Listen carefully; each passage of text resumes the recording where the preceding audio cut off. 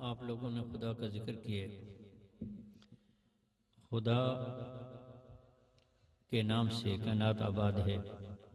جس دل کے اندر خدا کا نام ہو وہ دل آباد ہے، جو دل خدا کے نام سے غافل ہو وہ دل برباد ہے۔ یہ سب کچھ اس کے فضل، اس کے کرم، اس ہی کی عطا سے ہے۔ جس کو خداوند کریم پسند کرتا ہے اپنے نام کی توفیق دیتا ہے، جس کو پسند نہیں کرتا اس کو اپنے نام کی توفیق نہیں دیتا۔ جس سے جس کی جتنی زیادہ محبت ہوگی اتنا ہی اس کی زبان پہ اس کا نام آئے گا۔ خداوند کریم کی ذات سے محبت کی ہوئی بار بار زبان پہ لا الہ الا اللہ ہو، اللہ ہو کا ورد آئے گا۔ خدا کے محبوب کی ذات پاک سے محبت ہوگی تو بار بار زبان پہ درود شریف آئے گا۔ تو آپ لوگوں کو مخصوص صورت پہ یہ اس لیے بتاتا ہوں کہ درود شریف ہر چیز کی جان ہے۔ درود شریف اگر انسان پوری توجہ محبت سے پڑھتا رہے، جب آنکھ بند ہو تو خدا کے محبوب کی ذات مبارک فرمائے میرا امتی آ رہا ہے، تو پھر اس شخص کی کیا مثال ہے۔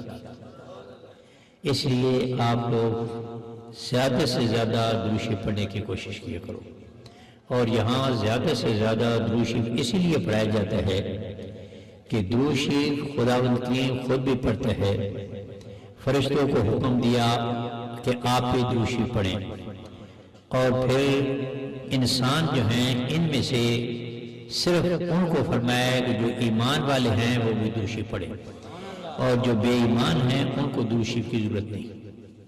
جیسا کہ آپ لوگ دیکھتے ہیں کہ ایمان والے کون لوگ ہیں؟ اہل سنت۔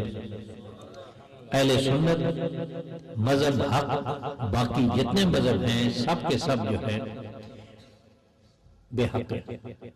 اس کی دلیل کیا ہے؟ خداوند کریم کی ذات مبارک اہل سنت، تمام انبیاء اہل سنت، صحابہ اکرام اہل سنت، تابعین اہل سنت، تبع تابعین اہل سنت، بڑے بڑے جتنے بزرگ ہیں سب اہل سنت۔ اب اہل سنت کی پہچان کیا ہے؟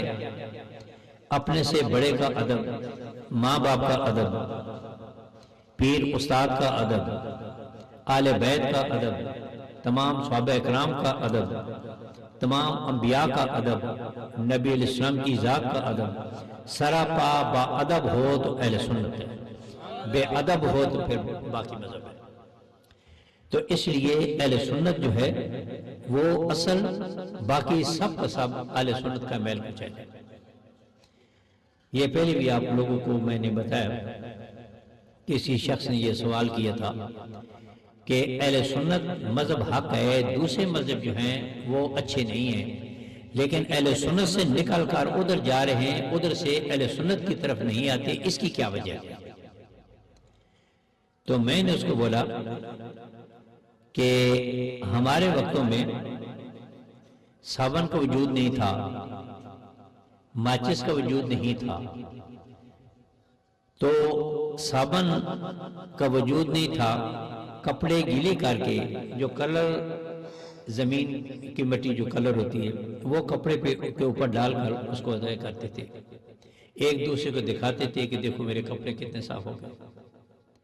تو مٹی کپڑے کے اوپر ڈالو، اس کو جتنا بھی پانی ڈالو گے آدھی مٹی جو نکلے گی آدھی رہ جائے گی، لیکن وہ دل کی صفائی سے دیکھتے تھے کہ ہمارے کپڑے کتنے صاف ہو گئے۔ تو میں نے اس کو بولا کہ جب خداوند کریم نے دیکھا کہ یہ میری مخلوق جو ہے ان لوگوں نے پاؤڈر تیار کیا، مشین تیار کی، اور پھر مشین کے اندر پاؤڈر ڈالا، جتنے گندے مندے کپڑے تھے وہ سارے کے سارے ڈال کر، پانی ڈال کر پیچھے سوئچ لگایا، مشین نے خوب اچھی طرح دھوئے، آگے خشک کیے، باہر جب نکالے تو کپڑے انتہائی صاف تھے، ان کی خوشی کی انتہا نہیں تھی۔ خداوند کریم نے جب دیکھا کہ اب وہ پھولی والی مخلوق تھی، یہ جو ہیں یہ ہوشیار تیز دراز مخلوق پیدا ہو گئی، اب میں مالک ہوں تو اس لیے کہ ان کے ساتھ بھولا بالا تھا اور ان کے ساتھ تو بھولا بالا نہیں رہ سکتا، خداوند کریم نے اسی اصول کے تحت ایک عمدہ قسم کی مشین تیار کی، اس میں پانی ڈالا، پاؤڈر ڈال کے بھولی بالی جتنی مخلوق تھی سب کی سب اس میں ڈال دی، پیچھے سوئچ لگایا، مشین چلنی شروع کی، مشین نے اچھی طرح دھوئے، آگے خشک کیے، جب بین نکالے تو وہ میل کچیل جتنی تھی وہ ساری کی ساری مشین کے اندر رہ گئی۔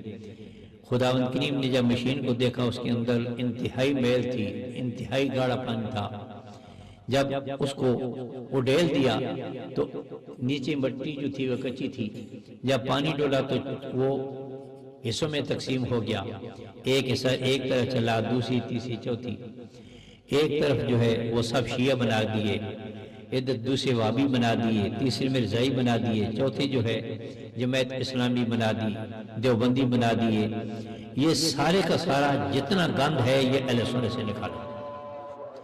تو اس لیے اہل سنت حق ہے، باقی سب جو ہیں یہ میل کچیل ہے، یہ اہل سنت کی میل کچیل ہے۔ تو اس لیے جب میل کچیل ہے تو میل کچیل کپڑے دھو کر پھر کپڑوں پہ نہیں ڈالا جاتا۔ تو آپ لوگ خاص کر کے خیال رکھا کریں کہ اہل سنت مذہب حق ہے، جہاں اہل سنت کے عالم آئیں ان کے بعد بیٹھو تو ان سے رابطہ رکھو، باقی جتنے مذہب ہیں ان سے کنارہ رکھو۔ یہ بدترین سے بدترین لوگ ہیں، یہ دنیا میں آخرت میں آپ لوگوں کو تباہ کر دیں گے۔